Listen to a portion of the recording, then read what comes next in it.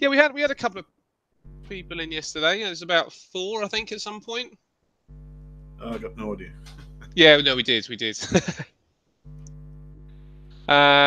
you're Yeah, going to shoot off today, or is it tomorrow? no, tomorrow. Tomorrow. Okay, mate. Yeah, today. Okie dokes. So you want to get cracking? You all good? Well, I haven't even opened the chart, but yeah, I'm fine. Okay, all right. Well, why don't you take your time, mate? I can have a look through some stuff. There's some bits and pieces I'm interested in, and we obviously, as always, it'd be great to get your opinion on it. Yep, I'll find something. FTSE has absolutely flown to the upside, which I think is kind of interesting, and I think it's kind of interesting where it sits too. This here. Now this is interesting for me because Slingshot's all about those levels, right? Those really important levels, and this here. Can you see my charts? No. You can't. Oh.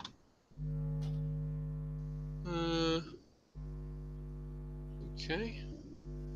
That's because I'm not screen sharing. Mate, I went through a whole show like that last week. It's terrible, isn't it? Yeah, got it now. Okay, great.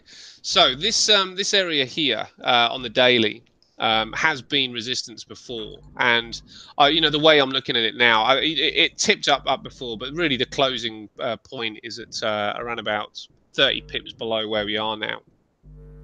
I think what I'd like to look for is to see whether this goes forward and fails to get to end up closing above. So it looks to me like I need to wait a day to see what we have here with this bar, and then maybe trade this again tomorrow. Because really, what I kind of like, there's a couple of things at play here, which means that we need to see the picture unfold. This is the one possibility because we are at the end of the month. In fact, let me move this out of the way. Because we're at the end of the month, the price action is probably going to attempt as much as possible just to sneak its way back into that level, which is just above where we are. Just above, not much, but it's there.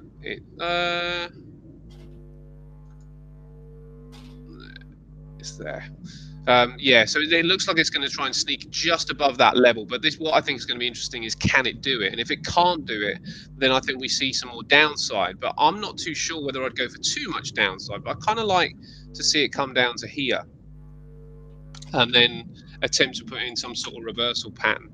Yep. And then maybe sort of like, try and go again. But I'd like to see I'd love to see some confluence, this level and this level and this level is really shouting out for me. So if there's some confluence on one of these aspects, I kind of like to see it pull back and then go again. So my current strategy is let today go, let the end of the month pass, because I think it's going to be a tricky trading day, because the buyers are going to try and attempt to get it back up here. Probably the sellers are probably going to want to keep it suppressed. It's a downtrend, so at this stage we've got to assume that the sellers probably will win.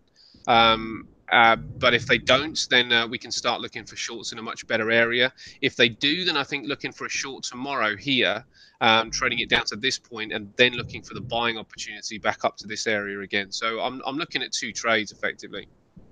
I'm going to say, would you trade it down to what would effectively be the right shoulder? Yeah, I would, and the reason that I would trade it down there is that there's no guarantee for, firstly, that it's going to make a right shoulder, and secondly, it's in a downtrend. So I want to stick with the trend. Ultimately, I'd like to be short. I don't really want to be going long, but the market has been pushed. I think there's probably some sellers in the waiting that haven't managed to get out yet, and they're definitely going to be in this area. And if that area has confluence, then I think we also have a technical area that we can start to look for as they look to try and get out as well. So the trend is to the downside. So yes, I would, and particularly if this fails to close of this yellow day. So if it doesn't get above, let's call it 70.60. Which is about there. If it doesn't get above that point and it closes below, then I think tomorrow we are looking at a shooting star and an opportunity to sell this. And I probably would just sell it. You know, I wouldn't wait for too much of a setup, but you know, I'd come down to the hourly, wait for a lower high, not worry too much about the indicators, and then see if we can trade it down, because that move, if it was to come down, is going to be over 100 pips. So you know, that right shoulder formation is quite a way lower than where we are right now. And then if it was break the if it did break the ascending trend line, and would you consider the long up to your next resistance level or no? Yeah, that's exactly what I do. So if it doesn't you know, do the shooting star, and instead it breaks up here, then obviously I'll look for a short here. If it goes all the way up there, I'll look for a short here. If it doesn't quite get to that sort of, you know, midway up, and then starts to come back again, then yes, you know, I would look for the long, probably here. You know, I'll look. Really, this level here is my long or short, depending on what happens today. If it breaks up and comes back, I'm looking for a long. If it doesn't break up, I'm looking for a short. If it breaks up and keeps going, I'll look for a short here and here. So I'm much more keen on the shorts, but I'm okay to go long if it doesn't hit the short zone before it goes long, if that makes sense. It does make sense. The good part is you've got plenty of options, I suppose. So whatever happens here, you're probably going to have something to look at. Yeah, well, this is the thing, though. You see, I think today needs to go through. I think I need to let today pass. I don't think that there's going to be a trade for me today. I think it's going to be way too difficult, and I think that decisions need to be made for this chart to become a lot clearer. It seems that there are probably easier opportunities, and if you're still looking for something right now, I'd love to show you a couple of things that I'm still considering. Sure. Worked out exactly as I was looking at. It did sell off.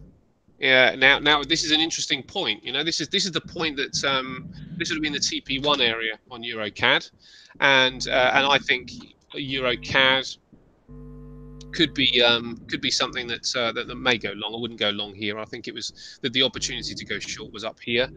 But just given that, you know, the euro is has weakened a little bit, but the one that I can't get out, and I know you never look at it, and I don't either, for probably for the same reasons that you don't.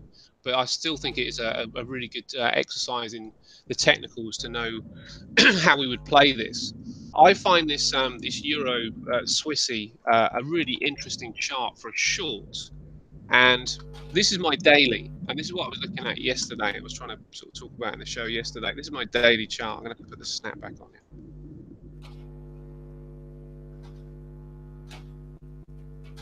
So that so far has held, and maybe that's going to be the thing that puts pay to this, and maybe it would be enough to avoid it. And I'd love to get your opinion on it.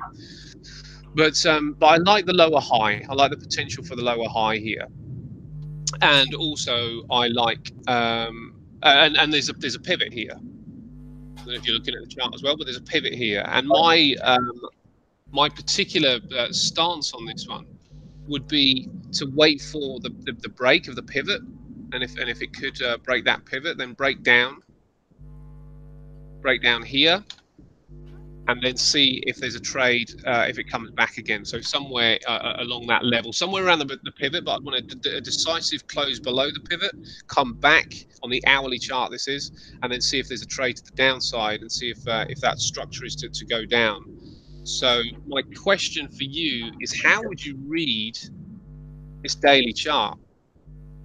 Yeah, I was just having a good look at it, and the one thing that I did note was that yesterday's close was bang on. The weekly pivot failed to break it, and where there's not so much on the daily chart, there's a confluence there probably on the 4-hourly chart, and I'd be looking for that chart to show me the way.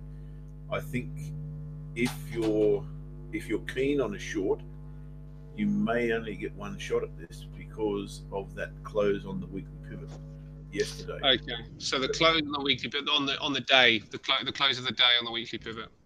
Yeah. Yeah. Got it. I'm trying my hardest to find a way in here already. I mean, this is the other thing, isn't it? The weekly and daily pivot are pretty much on top of each other, very, very close together. When you say you're trying to find a way on into this already, do you mean to the upside or downside? To the downside. Okay. And I've kind of got one. Okay. Let me see your screen. Yeah. Right. You have the screen. I don't have any visuals yet.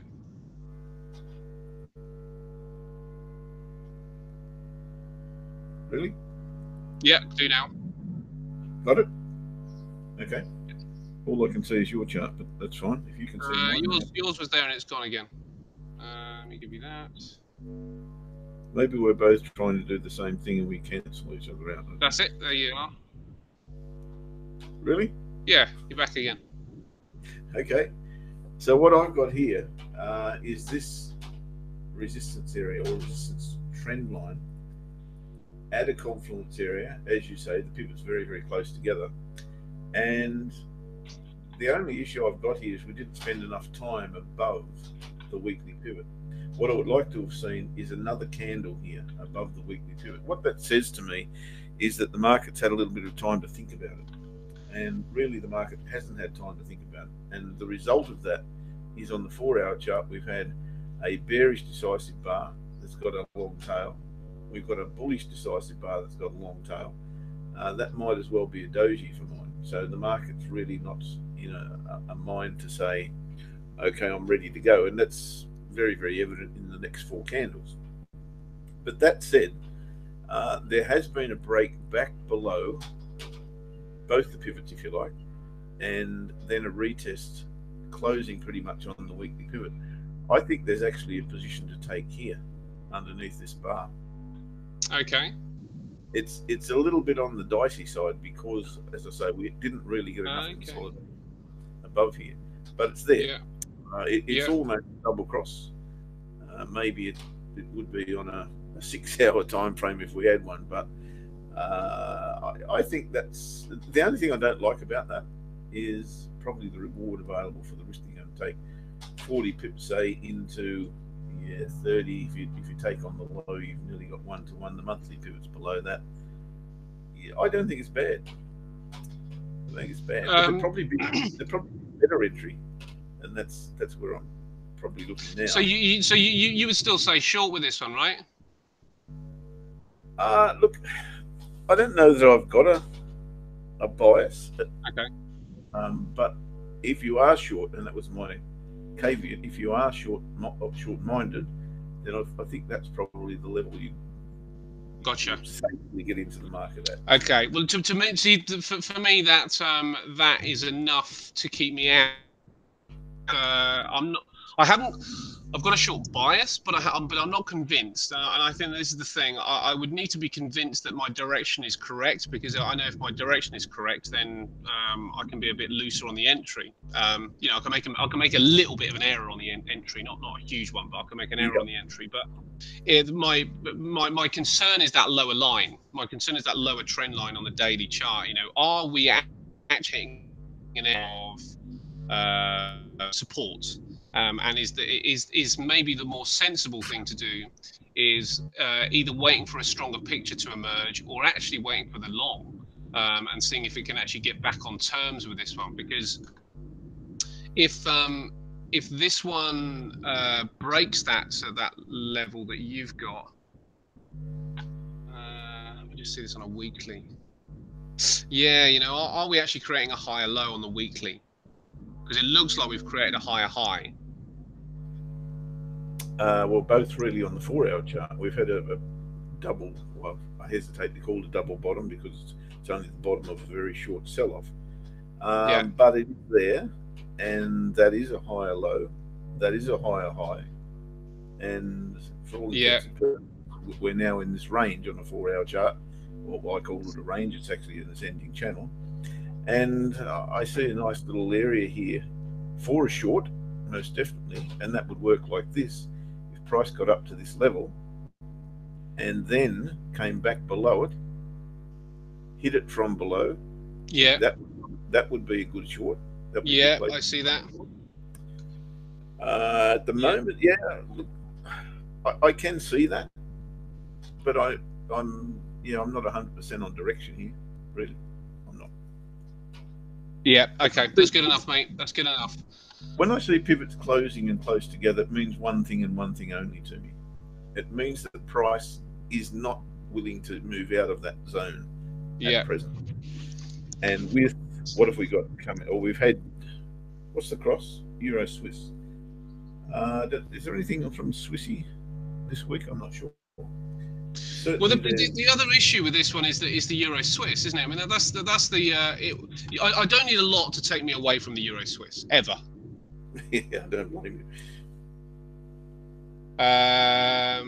Bank of Japan press conference. Interesting to know what happened there. Monetary policy left on hold for Japan. CPI. Let's get to some of this news, shall we? Actually. Yeah, there's a bit happened today. Yeah, let's talk about this. Okay, so we got that stuff coming out. Okay, so let's run us through some of this stuff then. So we got CPI quarter on quarter from Australia, weaker than expected. Any reaction to that? Yeah, look, I don't know where they got that forecast from. To be fair, it's exactly the same number as it was last time. Yeah. And the adjusted figure there is exactly the same as it was last time. It's pretty much on a par. I don't see anything there that's going to move the market, frankly. Okay, so nothing significant there. Trim mean CPI quarter on quarter was in line with expectation. Private sector credit didn't move, so that doesn't really matter. Manufacturing PMI from China. Now that could that have significance for the overall market? Yes, it could. How bad were those figures? I can't really see them. Well, I mean, obviously, under 50 means contraction, doesn't it? So we're getting dangerously close. Okay, I'm looking at the numbers now. Yeah, the last time we had contraction was back in 2015. For a year, so 2015 to 2016. I'm going to bring back the FTSE. 2015 to 16.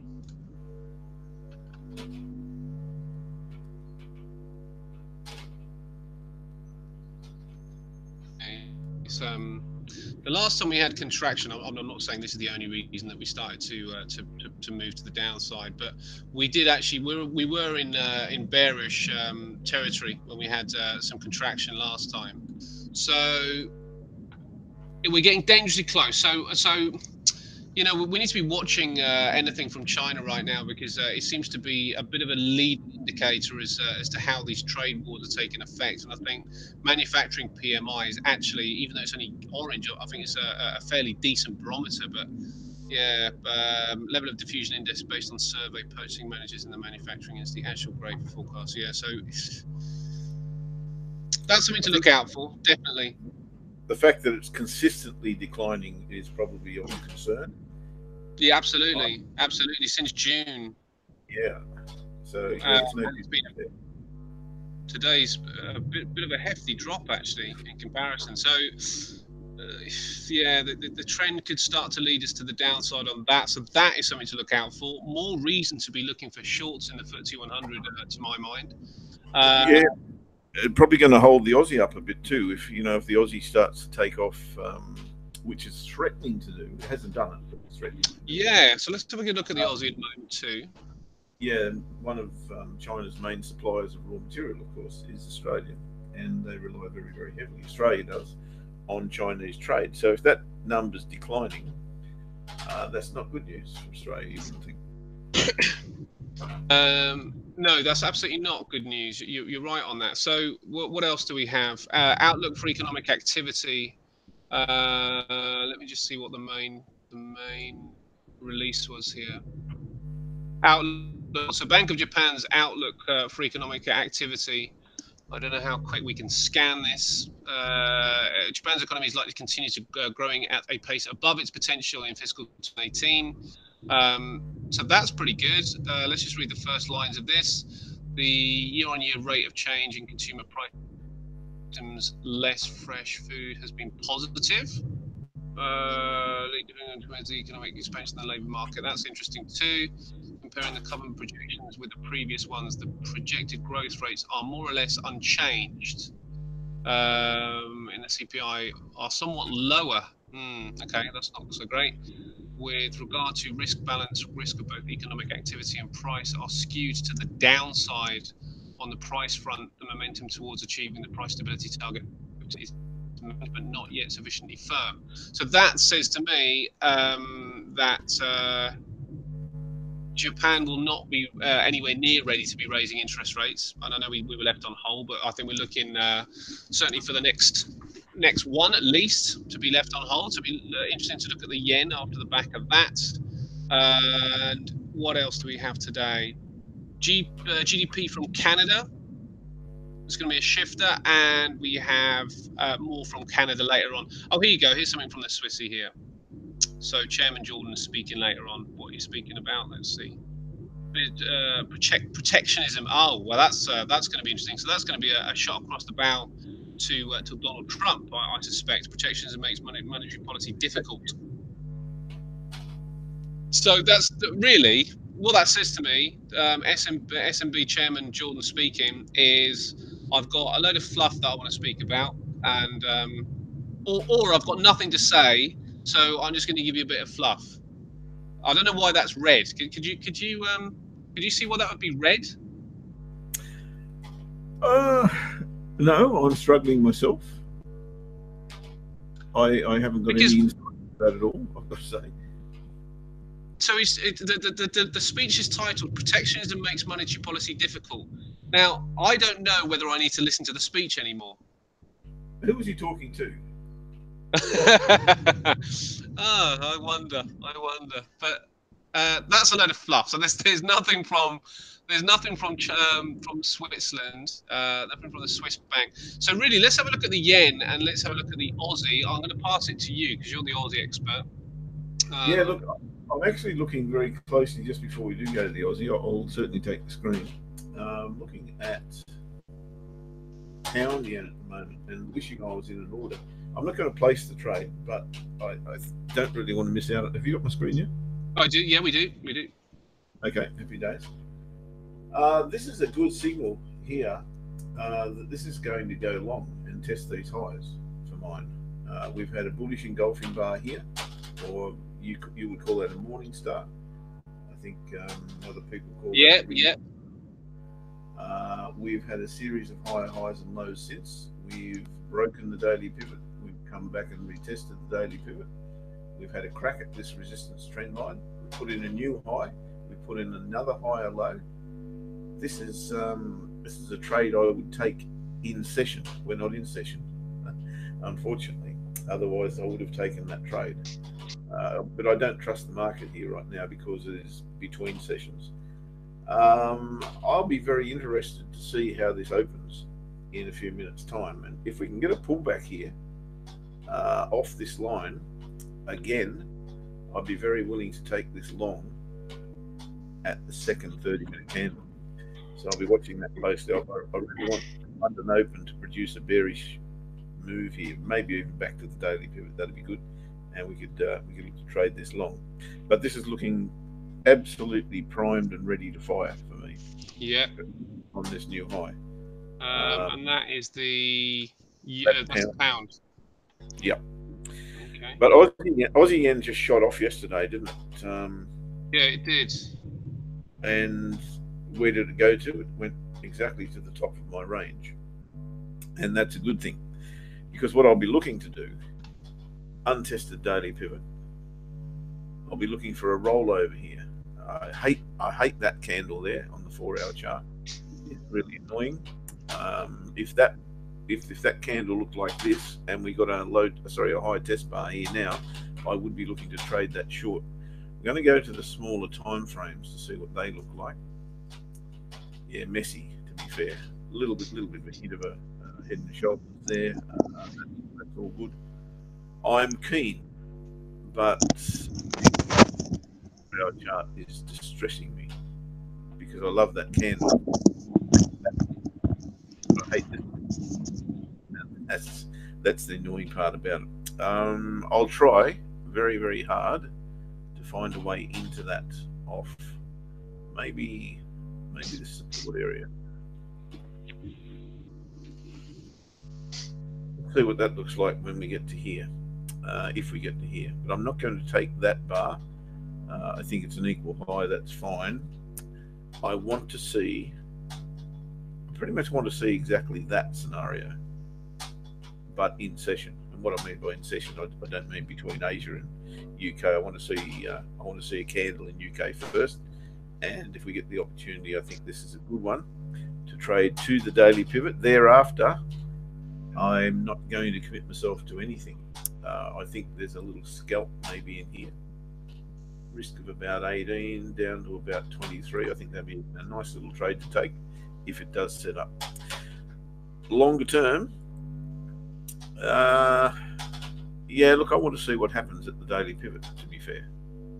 And if it does get tested, we get an opportunity to trade it. I won't leave anything open. I'll look for another opportunity. And if we do bounce off it, we'll see what sort of a candle we get and what sort of a couple of candles we get. If we then produce a lower high, I'm off down to here. If we don't, and we look like might even pick up a 30-minute trade line across here again, something like this.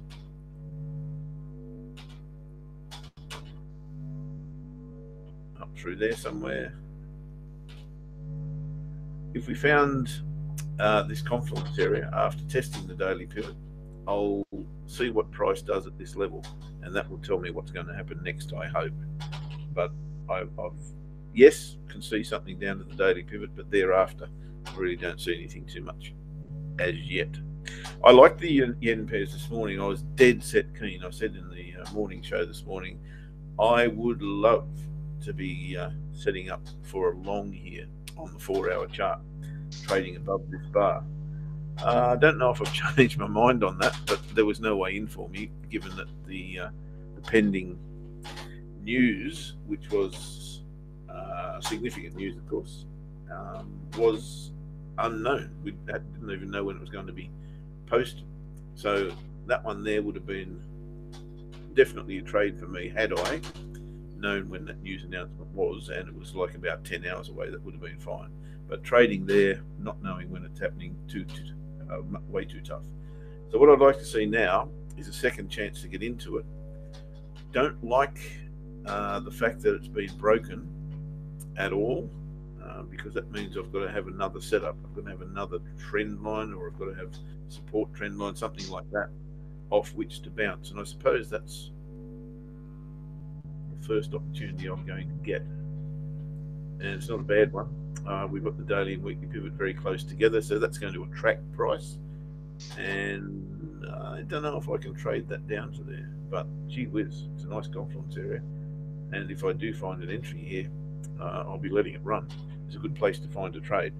The other interesting part about this, of course, is we've come off, and we noticed this on Monday,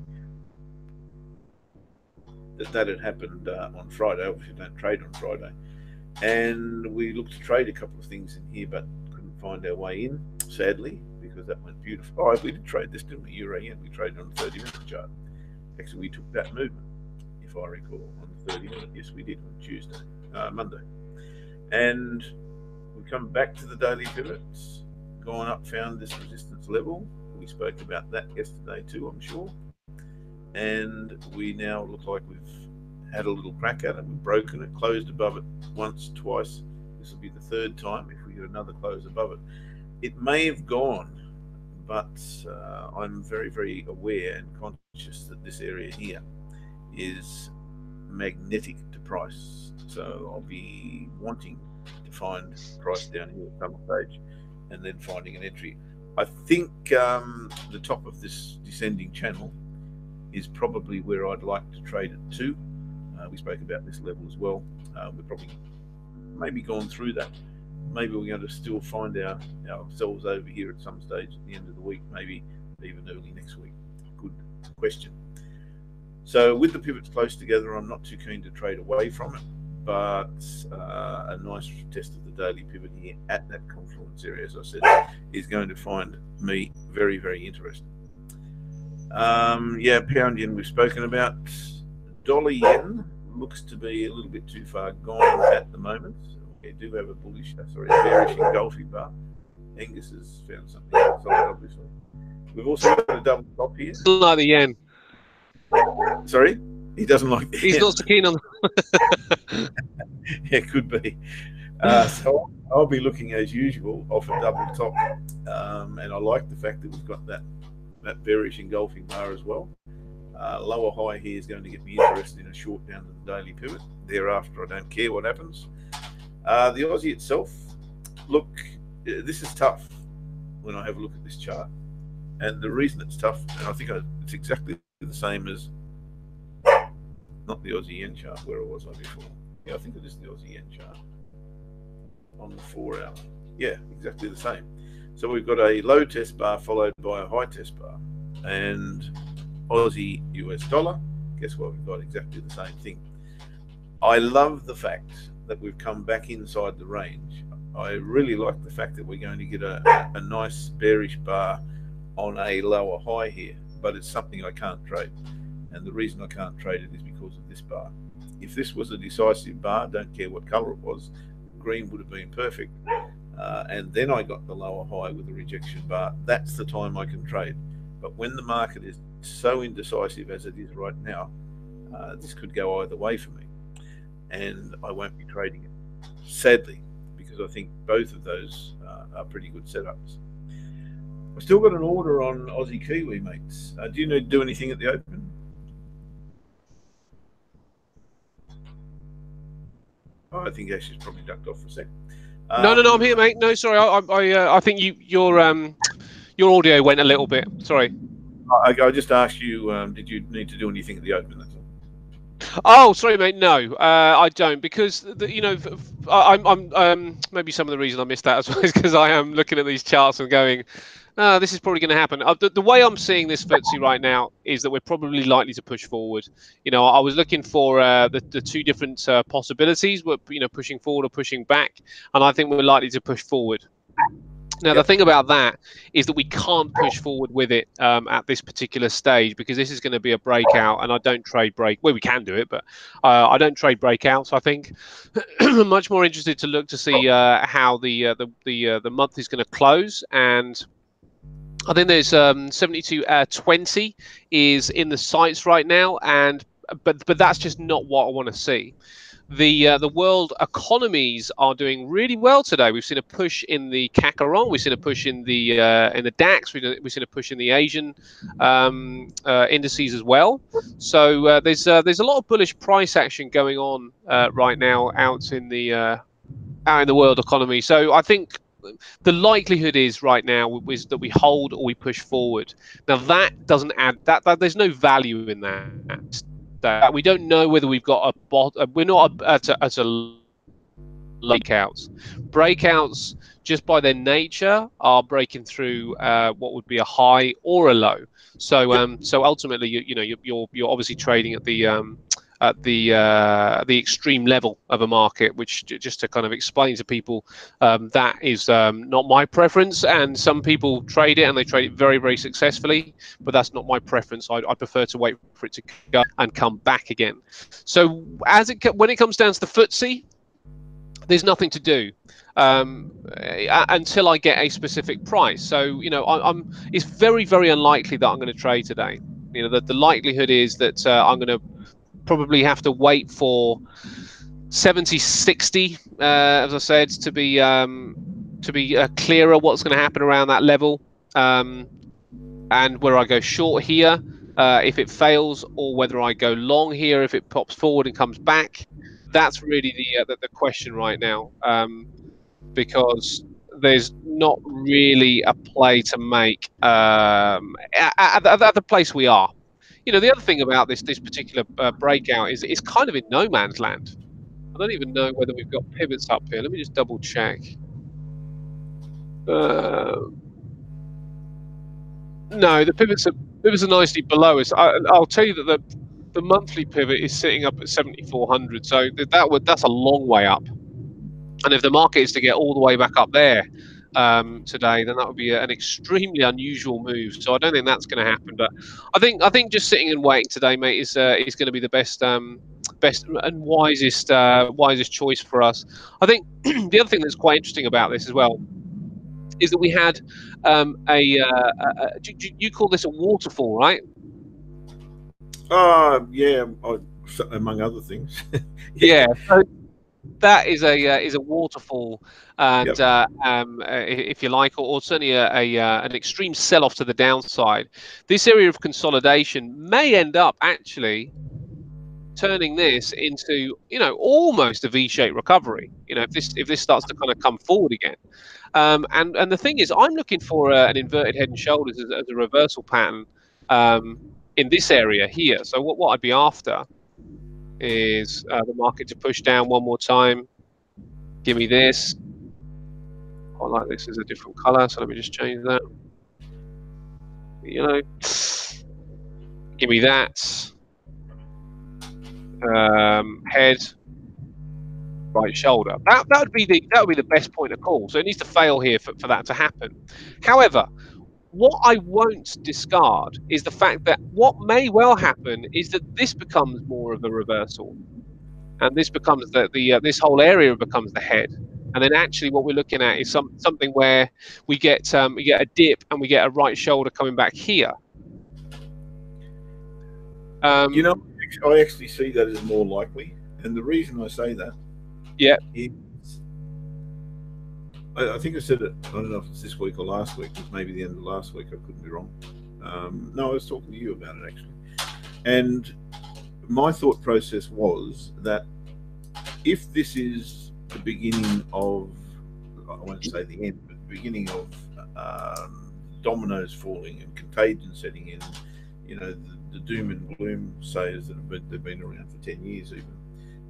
If this is to be that kind of a move, then it would have happened already. We'd already been an absolute tumble.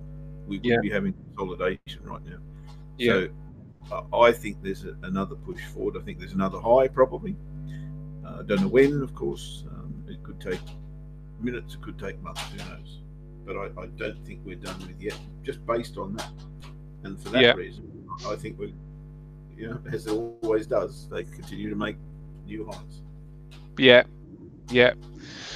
I think you may well be right, and if that's the case, then obviously the buying opportunity becomes really clear. But to be fair, if that is the case as well, it might even dip all the way back here and still be a relevant inverted head and shoulders. But if that's the case, we're going to get the same price, and we're probably more likely to get a price that we can get in and stay in than what we have going on now. So this is another reason that I think today would be a very dangerous day to try and trade this. Getting in, specifically today.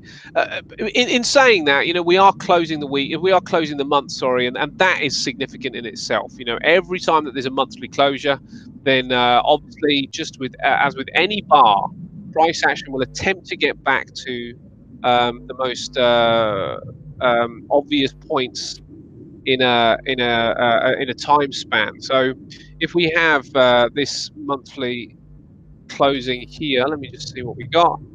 That leads us to, well, actually, I've tidied up that line a bit better now because I've got my ray on it.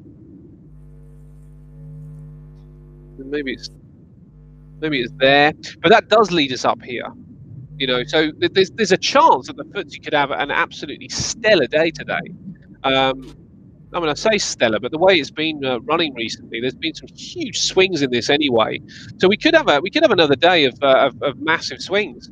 I don't see too much out there as a catalyst, is the thing, with what we got today, except for the fact that we've got the closure on the monthly. We also have a monetary policy summary tomorrow as well from the UK. So there are a few different things kind of going on in the UK economy as well that may well drive the market. But at this stage, I think we have to keep assuming that we're still trending down to the downside. Until we break this level, we've still got to assume we're trending to the downside, and because of that, can't trade here. Can trade here if this closes here, but that's got to be tomorrow. So we've got a bit of a wait and see today. So that's kind of the long way of saying no, I'm not watching anything this morning. Yeah, fair enough. And look, I think you won't be Robinson Crusoe. There'll be a lot of mates that you'll have to be exactly the same thing. Yeah. I'm seeing and having a look at the FTSE there, and I think that retracement is going to be an absolute ball terror if it actually happens. Yeah. Good entry, real good entry. Yeah. I mean, let me show you. Let me show you some of these other markets as well. This is China. Not China. Sorry. This is France. Gap forward so far. Again, no confirmation that the trend has changed. It's just at the upper end of that of the trend, which means that the upper ends are either going to reverse and cause the trend to continue, or it's going to be a breakout. So we got that. This is China, which I find the most strange, to be honest, because China I thought had managed to break through a significant level here, and it failed significantly, and now it's kind of kind of going with the rest of the world at the minute. This is Germany. Again, breakout could end up causing a shooting start, which is going to be fairly negative. This is the Dow. Yeah, that's the Dow. This is the Euro 50 and the Nasdaq. Now, the only reason I'm showing all of these is because they're all doing pretty much exactly the same thing. Gap forward and attempting to break out. So interesting day today, I think, overall. As you say, I think it's a good idea to have a little think about it and wait till maybe tomorrow or even next week, I would think. Yeah, I think that's got to be the plan, isn't it? Yeah, look, not too much for me. A few things to look at and potential trades coming up, but as always with these,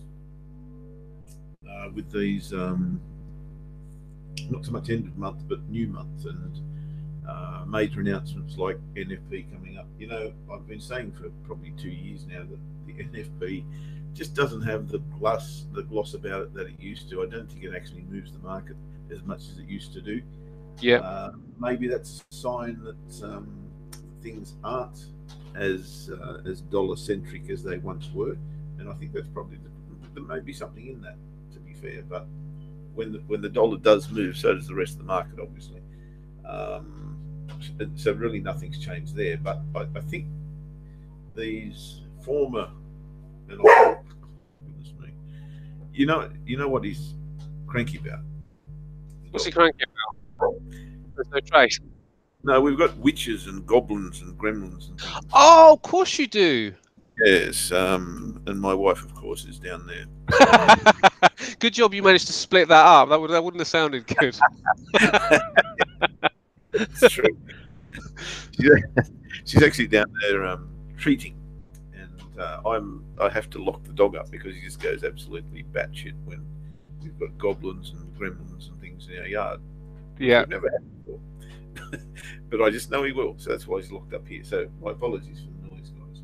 No, that's okay, mate. I was busy squirreling away making a pumpkin yesterday. Yeah, I mean it's a pretty sloppy job, isn't it? I didn't realise how sloppy it was, but I was there. I said to my daughter, "Let's go to the shop. We'll get a pumpkin and we'll make a lantern."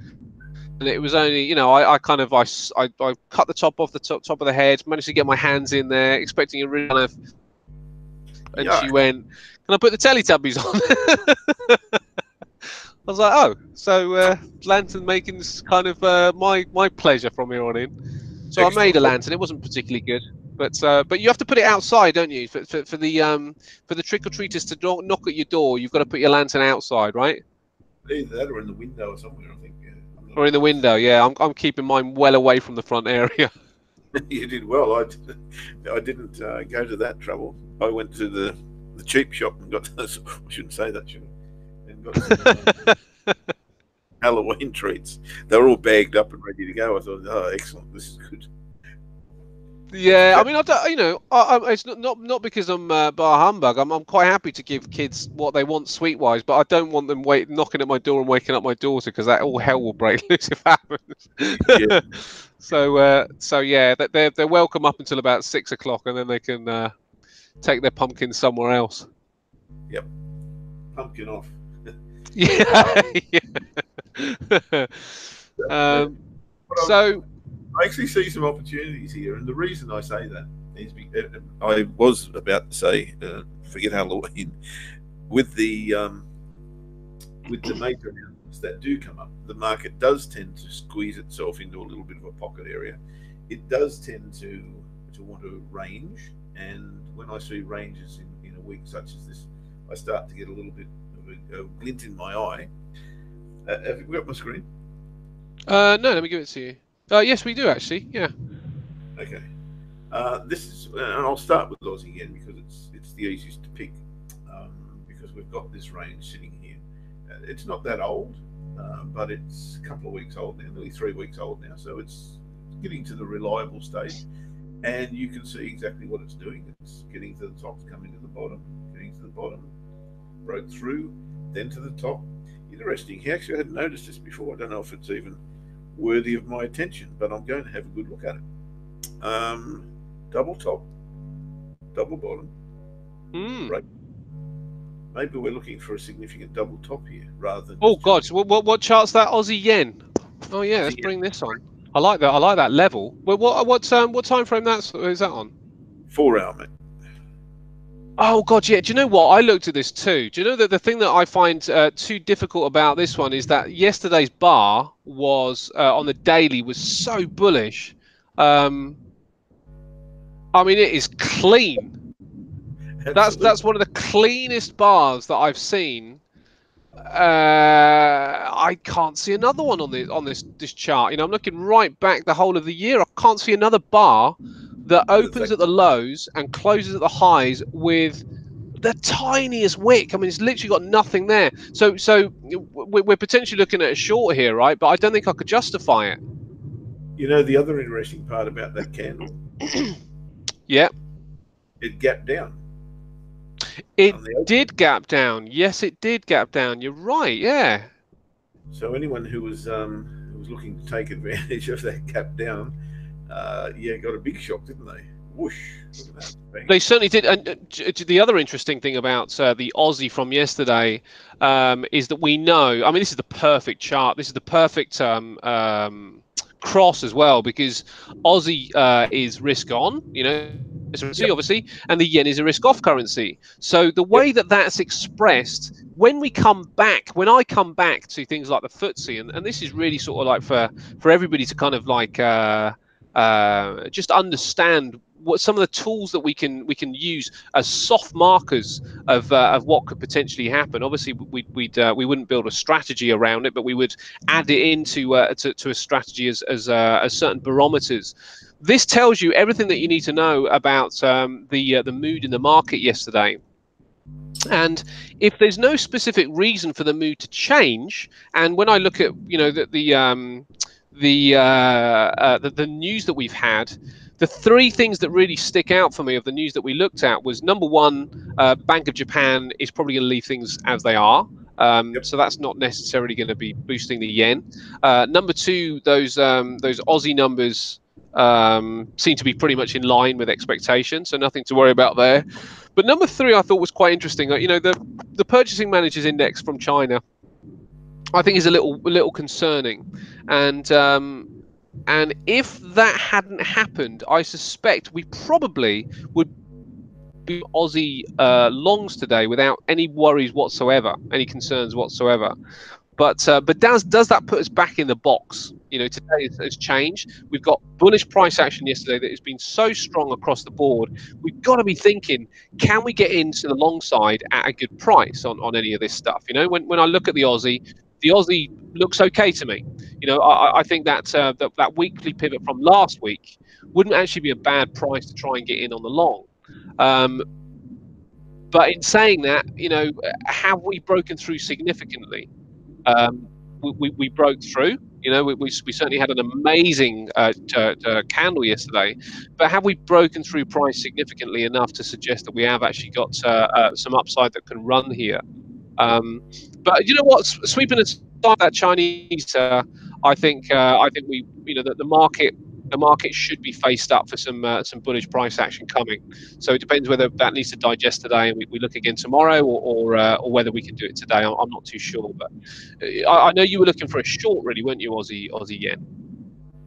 Oh, look, not committed, but on my chart here, that's what it's telling me.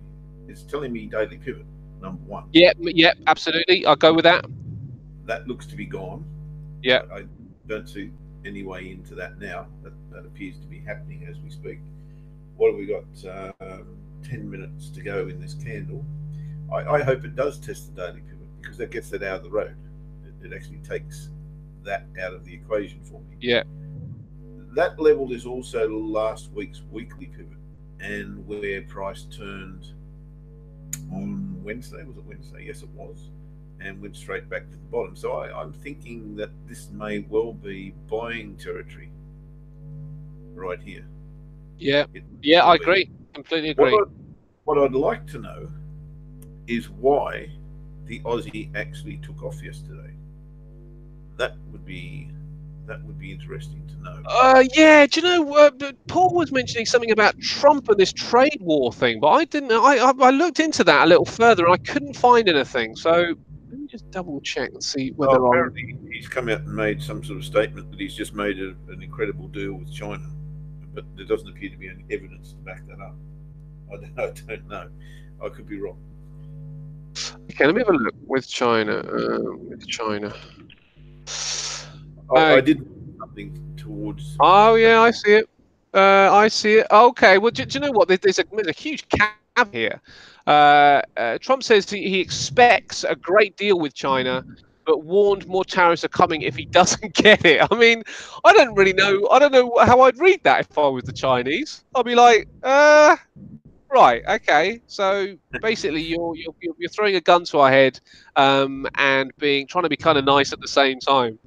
Um, he Have also a look. he's got billions of dollars worth of tariffs ready to go if a deal. So he said he thinks there will be a great deal with China on trade.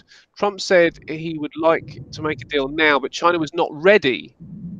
He did not elaborate. I don't know whether that would move the market, would it? I mean, that's so speculative. Oh, look, there's nothing new about the market moving on speculation, and it's generally yeah, yeah, that's true. Yeah, and that's pretty much, I guess, what we saw. But you know what?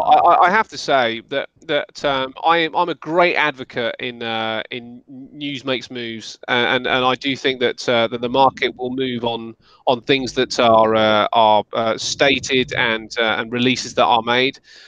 But I wonder whether yesterday was just as much coming from the fact that we were closing up the month, and some of these technicals are kind of like slipping into play as well as other things. And the other thing about this is that certainly when it comes down to the economy in some of these indices, the numbers have not been bad. We've had this huge sell-off, and the numbers haven't been that bad. So. So if the numbers haven't been that bad, and when we're closing up to the end of the month, is this just a case of some people, like, taking advantage of the fact that people overreacted in the first place to the trade war things, or is it the fact that the numbers are filtering through? It's the end of the month, and this Trump thing is kind of seeing showing a light at the end of the tunnel. I just got a message actually from Paul. Yeah. He said he's ready to do a deal, but they think are not. So the info's come from the forex, from the fundamental trader. So maybe there's more to dig into with this. Maybe there's a little bit more detail with this that we need to see. Right. Okay. Yep. Yeah, because the FTSE is not taken off, but it's certainly grinding its way higher. And I suspect that it probably isn't just on maybe one fact alone. So maybe the Trump thing has been the catalyst to get us going. Yeah, look, I'm not seeing anything that's not technical at the moment. That pound yen scenario that we spoke of, that's actually happened. Yeah, Maybe I should have tried to force my way in here. Maybe I should have, but rules are rules, and that happened in Asia session, not here. This is the first candle of UK session, so no, not for me. And I'm happy to wait on this. I think we will get another opportunity yeah, if this is to go long. But it certainly looks bullish to me, and it certainly looks weekly pivot pound.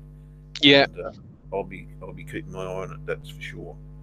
Well, this is the other thing. We've had that report out of Japan today too, haven't we? So, certainly some of these currencies are moving on things that are right in front of us. Um, and maybe that's the other thing. With the global economy, that the way it's looking, the yen weakening again off the back of that. I think maybe it's a combination of bits and pieces that are going on right now, and add to that the Trump thing. Possibly Trump has just managed to get the blocks out of the way of the wheels, and the wheels can now start moving again. Are we on my charts? We certainly are. Okay. Here's another reason that I like pound yen. I said this to the guys in the show this morning. With the pound, this trade that we took Tuesday last week, 2 weeks ago, we took this trade on this candle, and that's still going. I said to the guys this morning, this is an excellent place to get out of this trade, or at least scale out of this trade, because we're not only at this level here, or very close to it, we're also at the bottom of this descending channel. So there's a bounce here, imminent, if not likely, and the retrace level is at least here at this white line, if not the weekly pivot. I think that's probably why we're seeing what we're seeing there now, rather than what the pound news is. The yen news was this morning, which was, for intents and purposes, a non-event, cut and paste type material. Yeah. Just another message from Paul. He's in the euro pound. This is something that, let me show you this. I won't to disclose his strategy because he'll probably talk about it more in Bali. But he's managed to get this euro pound, and there is a technical reason for it, but there's no pattern here. It's a really cool trade, and he's managed to get this euro pound. And the euro pound, I think, is another really interesting one, because we got pound data, and it's unusual to say the least that the pound, and just to reference your pound yen, it's unusual to say the least that the pound won't reverse its preceding move when we have an interest rate announcement, because nobody can be 100% certain what's going to happen. So because of that, what I tend to find is if the pound has sold off significantly, which it has against this euro, and it did against the yen, but there's an interest rate announcement coming, those sellers tend to dry up a little bit. They don't seem so keen to kind of keep that going, and they tend to move out the way, which means that it might be on low volatility, but it means that the buyers can just start to step back in again. So that's probably one of the reasons that we're seeing some decent pound moves today. I think we should check it actually against some other ones, but he's managed to get this right on the high, so that one's really going very, very well. We've got this is the pound Swissy moving to the upside. This is the pound yen that you were talking about, moving to the upside. Where that goes, I'm not too sure. What else we got? Pound Aussie, upside, quite significant upside by the looks of that one. And look at all these. Actually, that's a belt hold. There's a belt hold, Jeff. Oh, yeah. Belt hold. So the anatomy of the belt hold is we gap down and open at the lows, and we end up closing at the highs. Now I know we haven't done that yet, but if that bar looked like that by the end of the day, that would be a belt hold. So, But yeah, the same yep. as the yen yesterday on the daily chart. Is that what you call that? The yen, which the Aussie yen. Yeah. Gap down. The Aussie yen, let me just check that. I won't continue to go through these pounds, but I can tell you that every single one that I've looked at so far is cruising at the minute. So we got some really nice moves on the pound today. And as I say, I think anything where pound is long, if you've got a technical reason, is a pretty good trade. Even the pound dollar is moving up. Now, what were you asking me? The Aussie yen. Let's have a look. Aussie yen. Aussie yen. No, I'll tell you why. Because the Aussie yen, with a belt hold, we want the price action to be a bit like a hammer. We want it sort of like in its own area. So Right. when we look at the So it's got to be the low. I beg your pardon. It's got to be the low.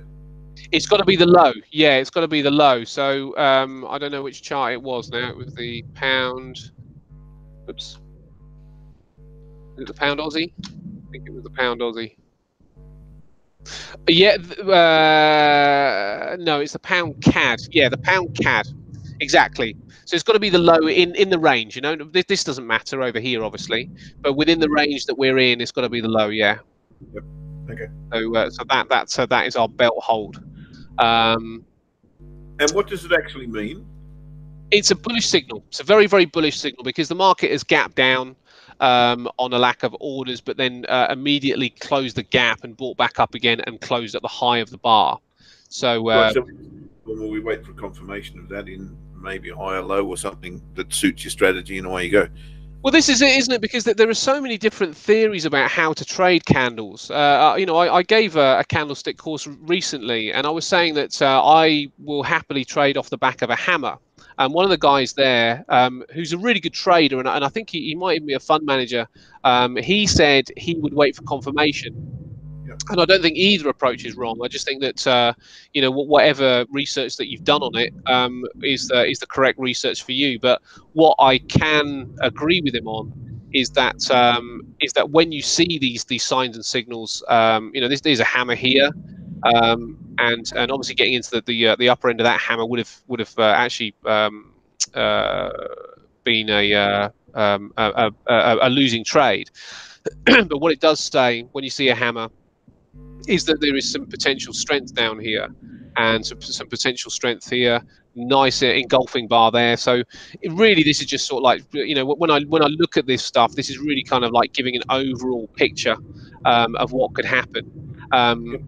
Incidentally, this isn't a tradable hammer to the upside, and I'll maybe go into that in a second.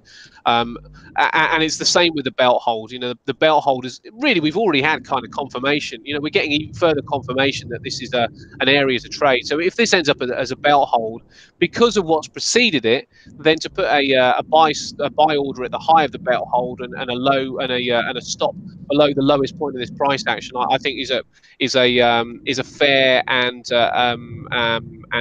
adequate way to trade that. You know, that would be fine to trade that.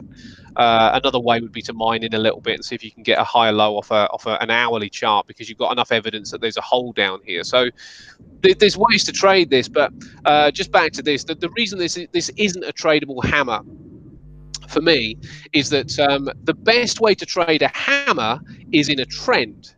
You know, so a hammer can appear, or a shooting star can appear within a trend. For example, yeah. I've got new candles. We'll take a look Yeah. at them. Sorry, buddy. Yeah, let's go to you. Yeah, and we'll come to this later. Too easy. Yeah. Yeah, look, the only one I'm really interested in is the Aussie. And guess which direction? The Aussie. I've got a 50-50 chance here. I think you're going to tell me that that you're going to go Aussie shorts. You're right. You're absolutely right. I was hoping it was a trick question. Yeah. There's one thing that does deter me, and it also, it not only deters me, it prevents me from trading it. It's because I'm trading straight into the low of the day, and that's one of the rules that I have.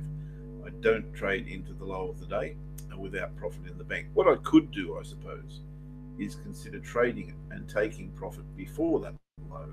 But it only gives me, probably by the time I'm in there, about 3 pips spreads on this will be about 1.4 or something like that. So I've only got probably 3 pips to play with here. So the reward to risk here is ridiculously bad, and Yeah. that's why I can't take the position. But I quite like it. I've got to say that I love Yeah. trading dojis, and I love trading dojis counterintuitively, which this would be. And we've got some beautiful low test bars sitting on this trade line. So I think if I saw another one up here, or even if I got a false break in this area, I'd definitely be looking to trade this short. Look at what we've got really at the end of the day. We've got, I know you probably won't call that an inverted hammer, but it's certainly a high test bar coming off Yeah. the high. We've certainly seen a series of lower highs since then. We've seen the daily pivot break. We've seen the daily pivot be retested. We've seen 2 pretty good bearish bars. We've got the weekly pivot as a bounce point to save us if we're wrong. Price should not come back here. It's got a lot going for it, but yeah, look, to trade into that is just not a great. It's one of my rules, so I'm not going to do it. But gee whiz, I'm sorely tempted. I think it's a great. Yeah. I want another crack at it, and if I do get that, I'll be looking to trade it short. So really, you want this to unfold a little further, and that may convince you that that it's a trade. Yeah, what I'd like to see is pretty much what we're seeing. I'd like to see another lower high. So let's test the daily pivot again. That would be the best case scenario. Yeah. That would not get me into the market, but what would get me into the market is if I saw any one of these candles sitting over here with enough room for profit before these lows. That definitely would get me into the market. The other thing that will get me into the market short would be if we came back above this little trade line here, consolidated above it, got back below it, not only below that, but below the daily pivot again, and retested both from below. That'll be the corker. That would be the really good trade to take, right down to the bottom of the range. I think I'm entitled to be just a little bit on the bears side for the Aussie today. Not reversal type. Well, when I say reversal, we're in a strong downtrend, but I'm not thinking this is going to break short. I'm not thinking that at all, but I think it's certainly have another crack at the lows here. And if that's the case, excellent, because I'll be looking for a way to trade it long to this area. I think this is a great target area, and I just can't find my way in at present anyway. Yeah. I think that's probably why I've still got this Aussie Kiwi trade long in the market, or order long in the market. We placed this on Monday morning when we saw this bar after we had a rally, and we spoke. This is your belt hold, right? Let me see. Which, yes, yeah, those two, yes, yeah. It's almost a double one, actually, yeah. Yeah, and we spoke about it yesterday. Yeah. And last night. Yeah. Where I don't ever recall seeing that before.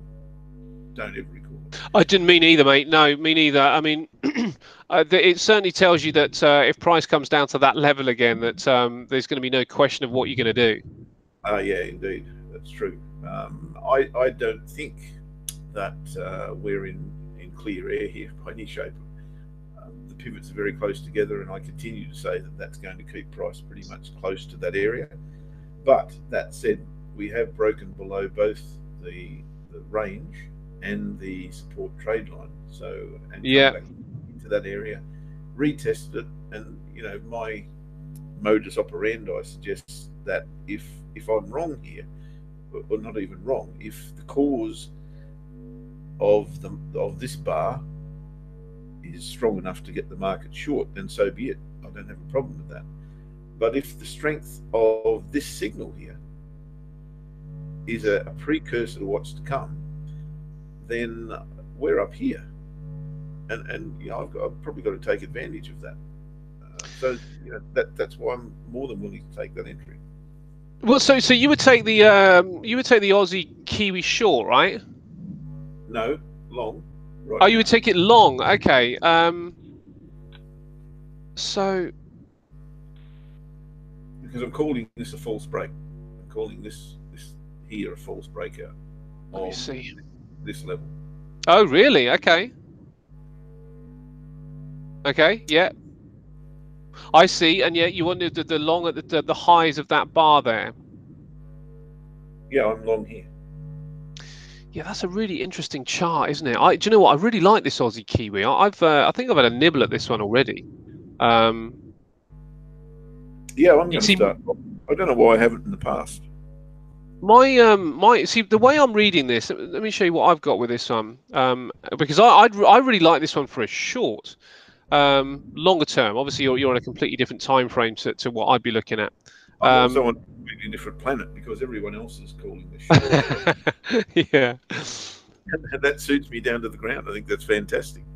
Yeah, well, it might be that because of what you're aiming for, it might end up being, uh, but either thing could happen. I think the timing on this one might be a little bit questionable, but that's currently what I've got. I've got price underneath a couple of points of resistance here.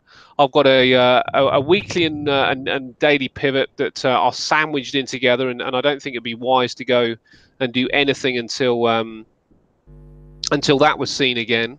Until that, sorry, price was under those two particular levels. Um, and then obviously, as you said, it's this daily chart which I find the most significant. We have broken down here, but I wonder whether it's just maybe even though we've broken down and it looks like the 4 hour chart is starting to break down and give us an entry.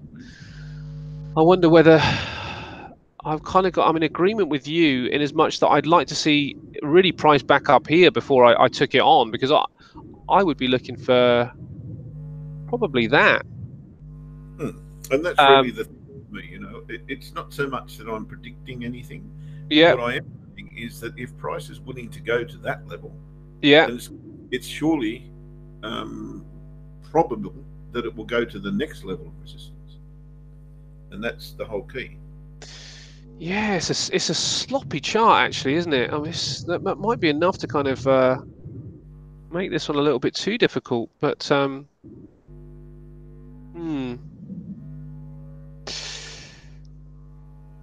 Yeah, it's a real tricky one. I mean, I agree with you actually. Looking at this in detail, I would be much happier to see price up here, um, back to breakout area and then trade it. And I think, at that point, we could well be all over it. But I think otherwise, it's not that attractive down here. It looks way too messy for one. But if this is to break down, no, I can't call that the pattern. It's just too messy. Definitely this high, I think we've got. I think the lower end of what's going on here is probably going to have to reveal itself a little bit to be a bit cleaner. But yeah, I see that, mate. I definitely see that. Or maybe not so much that I see that as much as that's where I'd also want to be going short. I wouldn't be wanting to go short here. I don't think. I don't think that's quite as clean as I initially thought it would have been. Um, As I yeah, say, it's cause and effect, and it may or may not do one of two things. Hang on a second, mate. sure.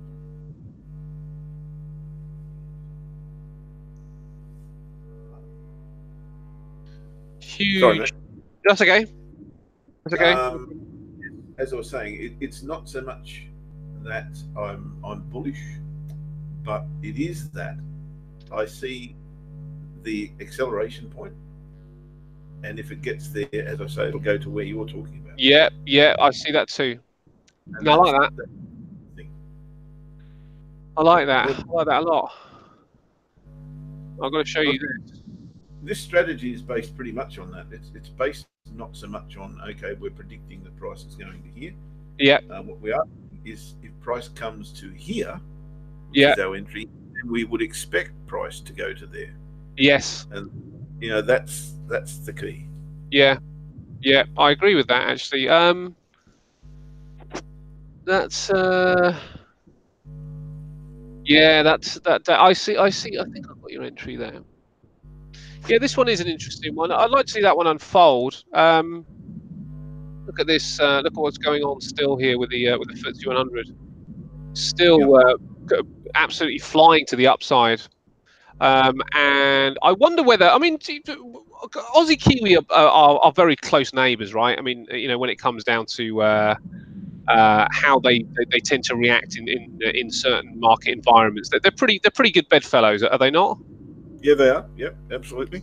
So when the market is bullish, specifically bullish, um, which tends to do the better? Oh, it depends on a couple of things. Whilst both currencies are considered to be commodity currencies, the Yeah, commodities are somewhat different. Kiwis being a very, very big net exporter of milk, for instance. The Aussie is more along the mineral side of things, coal, yeah, um, iron ore, those sorts of things, gold to a certain degree, uranium, all those sorts of precious metal things. yeah. So it, So it depends pretty much entirely on which way they're bent. what's driving at the minute? So if there's a world economy which is growing and building, then the Aussies will more likely do better. Yep. Yeah. Yep. So Particularly China was going off its head at 10 and 11%. right. So given that, then Australia is probably fairly well exposed to what's going on in China, I presume. Absolutely. Yeah. So Yeah. if Trump, if his comments are to be taken as a driver, then there's every chance we could see the Aussie actually overtake the Kiwi a bit today. If the world believes what Trump says, Yeah, yeah, that's a definite possibility. But on the other side of that, those Chinese numbers weren't great as well. So I don't think anything's crystal clear right now yeah. on that. Did you also hear about Angela Merkel stepping down as the chair of the European of the CDU as well? No, I did not. No. Okay, so she's obviously the chancellor in Germany, and there's talk of her stepping down. In fact, she said she doesn't want she doesn't want the gig. I think effectively they have lost quite a lot of support. The CDU have lost a lot of support in her country, and they've had a few setbacks with her as leader. But she says she's going to keep the chancellor's job, but she looks like she's going to be looking to step aside when it comes down to the um, the chair. So she won't be the chair person any longer of the party, and she's been there, I think, since 2000 and maybe 2003 or something. So a long time she's been the chair. So it's really significant, and I didn't really see too much reaction with the euro yesterday. So I'm not sure whether that makes that much difference or not. But I think what we will potentially see is if that is the first brick in the wall to come out, what we could potentially be seeing is the demise of Angela Merkel, and I think that is probably going to be one of the more significant events that we have. Aside from what we've had politically with Greece and Italy is going to come up next year as well, and Brexit. I think that if any leader leaving could be significant for the strength of the euro, I think it's probably Angela Merkel. But surely this won't happen before Brexit. No, no. Well, the chairman's stuff will, Yeah. but no. Her leaving office won't happen before Brexit. You're absolutely right. We'll be waiting on that, I think, for a little while.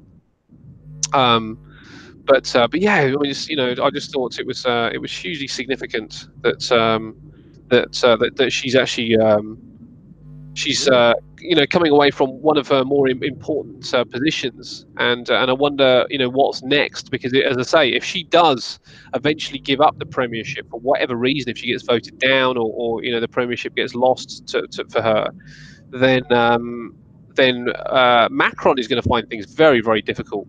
you know, and I think that's the thing. Germany and France together as a powerhouse in the European Union is probably one of the reasons that it's managed to survive, you know, through all the adversity. So Everything's been, yes. yeah, and yeah, and yeah, as you say, you know, she's been at the head of the ship for the whole time. So that could be quite interesting. Well, you know, what's about to happen with that over the next year or two? What could happen to Angela Merkel and the party that she rules, and then subsequently what happens with the euro? Yep, got a potential trade coming at the top of the Ah, hour, mate. great. We'll, Okay, let's look at that. Have we got quote of the day today? we do. Yep. Oh, We'll have brilliant. a look. Well, we'll have a look at this one, Okay. which is again Aussie yen. I seem to be trading Aussie yen more than just about anything at the moment for some particular We had reason. your screen and now we've lost your screen. Let me just see what I'm going to get with Aussie yen as well.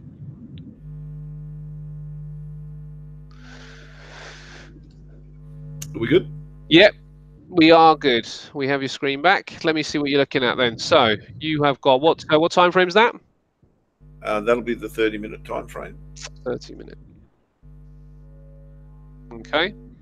And we're looking at. I won't really call this a head and shoulders, or you can call it that if you want. Rather, I'm just thinking it's a bit of a top. It's looking a bit toppy to me. There's probably Yeah, definitely. Mountain top that I would yeah, call. Yeah. yeah. I actually call that Bart Simpson's hairdo, but Yeah. probably other people do for obvious reasons. And we've had a breakdown here of the trade line, and we're now having a beautiful little retest of that. If that remains bullish and decisive, I'd actually like it to hold on the trade line. That'd be gorgeous. Then I would be prepared to trade this short underneath that candle. Now you're probably going to say, but hang on, you're trading into the low of the day. And that's quite true. But guess what? It's a new low. And that's the difference. I'm happy to, because it's a new low of the day, that is, I'm happy to trade into it. But if this was still the low of the day, I wouldn't trade into it. I hope that makes sense. It does to me, and it's one of my rules. But Well, yes, can I tell you the other lovely thing about this? If it shapes up, so you're trading the low of the red candle, right? no, low of the green candle. The low of the green candle. Okay, let me just have a look at this.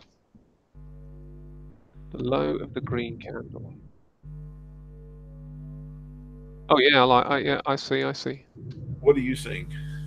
I see. What I see is only what I've got currently. What I've got is a hammer that is formed on the hourly. Oh, right, okay. Yep. Now, that well formed, I shouldn't say formed because it hasn't formed.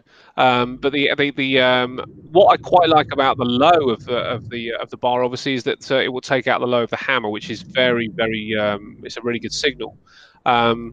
However, if you are trading Yeah, I'm where you trading about 8009 or something, isn't it? It is, in fact, 8010 will be the 8010, which I also like actually, because if it does start to weaken, then it may well get drawn to the bottom of the hammer anyway. You know, price action is likely to get drawn to that as it's sucked into a kind of an obvious area. Now, obviously, we've got 8 minutes to wait, and that may not be the case, because what you really want is a nice test, don't you? Of that line and Yep. not breaking through, but stopping pretty much on it. Yeah, that'd be great. That'd Yeah, be absolutely spot on. And what I'm yeah, looking I for. get it. I The get other it. concern is that it's a pretty small candle to trade.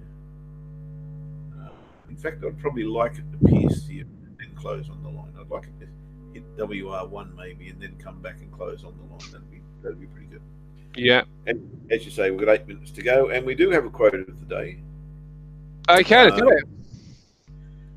We Which haven't comes done to the us. Euro today either, mate. Have we? Have you done the Euro today? Yeah. Oh, you did. Have a look Oh, I missed it. Sure did. This is more, of course, as most of these quotes are related to stock markets, and so Sir John Templeton is an aficionado of them as well. His quote is, "The bull markets are born on pessimism, grow on skepticism, mature on optimism, and die on euphoria. Oh, I like that. The time of maximum pessimism is the best time to buy, and the time of maximum optimism is the best time to sell. So, in other words, what he's saying is when all the clever money has been put on the table, and now the panic money starts to go on the table, that's when you want to start to get into the market. Yeah, yeah. Which, I mean, just to kind of bring this down to a visual, um, Yeah. Yep. Indeed. then we can look at the FTSE 100 and say that obviously there's timing issues with all this stuff too, but the pessimism is here, and anybody that's managed to get in down here um, has got themselves a really nice trade. I did manage to get in down there actually, but I sold off near yesterday's high, which was maybe something that I should have held on to, or probably re-entered. Would have been the best key of it. But anyway, this is case in point, isn't it? Huge pessimism coming down here. If they've managed to get in down here, and this does, as you were saying before, get us some new highs without touching these levels, then what a great price you're in at. Oh yeah, absolutely. Not my preferred option, I've got to say, but it happens that Yeah, the will simply go and go and go, and perhaps this is one of those times. Perhaps it's not. These are the ones that I will miss. I'll miss them most times because I'm not ready to get into the market without that little confirmation. yeah, But that's me. It's all about who you are and how you trade. yeah, It's not yeah, about. It's never about being right or wrong. This market, never ever. It's always about getting the management right. Always about that. yeah, Managing the strategy, managing the trade. yeah. I completely agree. I completely agree. If you can manage your trades correctly, then uh, it's one of those, isn't it? That the strategy. I suppose that's we got to find a quote about that actually, or maybe we need to write a quote about that. That the strategy should be secondary to the money management somehow. Mm. Yeah, look, people won't believe that just coming into the market. I think it's all about getting in at the right price. That couldn't be further from the truth. To be fair, it's great when you do. There's no Yeah, question because it gives you a really nice boost in your bank account. But it's not the be all and end all. It's not at all. It's all about what you do in that middle portion, where you're managing money rather than getting into the market. And look, it's the no, it's the second thing it's the second worst thing that I'm capable of.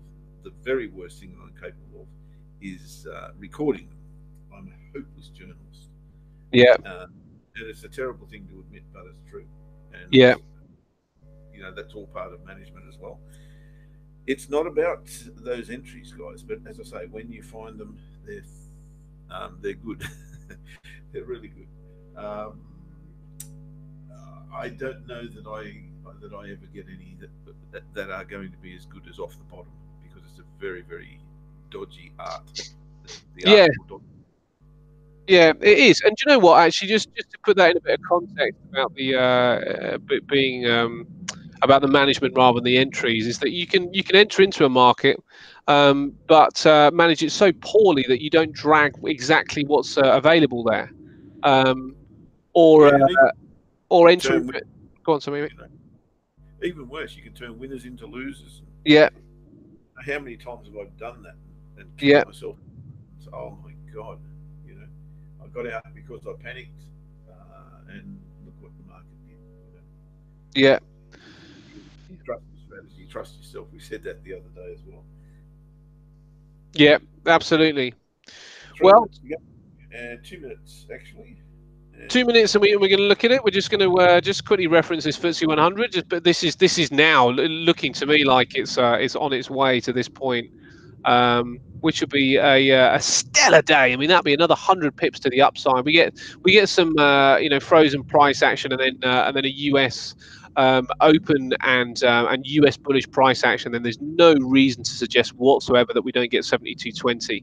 And I'll tell you what, I'm pretty excited about that, because if we get 72.20, then my first thought will be, can I sell this off all the way back down again to the breakout level? So I quite like what's going on right now. It's kind of an exciting day so far. Not what I anticipated by any stretch, but a pretty exciting day. Yeah, I'm just checking my yeah, and now I'm getting buy signal, like serious buy signals now in these areas. So if I can get it up here, trade it back down again, then I will just look to buy at this point, as long as the sell signals don't kick in between this gap here. But obviously, what I really want is for it's not to get quite up here today, but it's to ease into this area and then come back and then go long here, then down. That's what I'm really looking for. But really good price action today. Really enjoying it. Okay, let me pass you the screen, mate, because we're about 30 seconds away from the close of the bars. All right, looking good on Aussie yen for a short here. The entry level won't change. It'll be at 80.10. That will be the entry level. Your stop loss is yet to be determined, but it's likely to be 80.18. You'll need to add spreads to that. What are the spreads at the moment? 1.8, 1.9. Stiff, isn't it? So add 2 pips to that will be 80.21. That will be the stop loss. 80.21, giving us a risk of 11 pips. But it's pretty much done exactly as I asked it to do. And if you're not going to place a trade when it does that, then something's wrong. We're just going in at half a lot here. That'll do for now. And we'll talk about targets. Okay, it's pretty clear that I need to monitor this area very closely, which of course is the low of the day. But as I said before, it's a new low of the day. I'll be monitoring that very, very closely, looking to take profit there actually. If I'm lucky enough, the market will simply accelerate through there. And if it does, I'll seek to get as close to the daily pivot as I can on a spike, and I'll take profit on that spike. It's got a few places where it's going to hesitate, in my opinion. The target is not the daily pivot. The target is going to be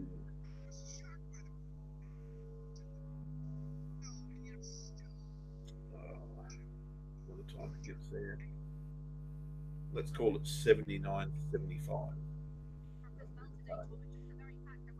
So all out there. Actually, I'll make that a little bit better for you. Yeah, 79.75 will be just fine.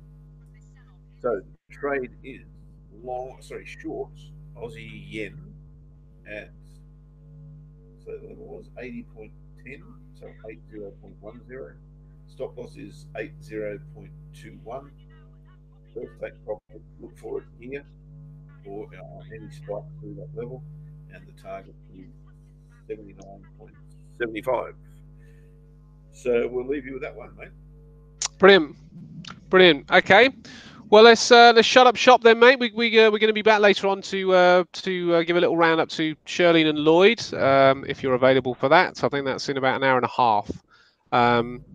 So I will see you and speak to you very, very shortly, buddy. If I don't speak to you and you're not available, then I will speak to you tomorrow morning. And everybody else, speak to you tomorrow morning. Happy trading. See you tomorrow. See you guys. Have a good one.